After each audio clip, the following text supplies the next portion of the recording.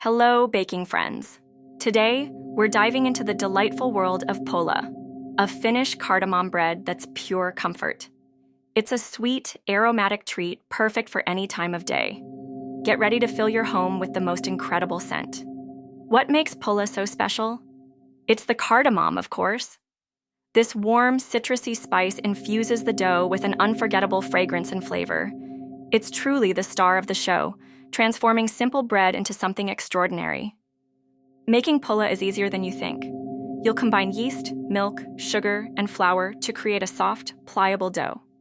Then, generously knead in that beautiful ground cardamom. Patience is key as the dough rises, developing its light texture. Once risen, shape your dough into braids or simple buns.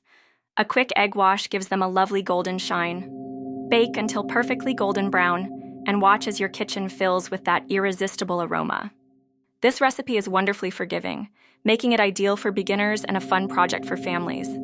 Imagine sharing these warm, fragrant buns with loved ones. It's more than just baking, it's creating memories. So gather your ingredients and let's bring a little Finnish warmth into your home. You'll be so proud of these delicious homemade Pulla buns. Happy baking!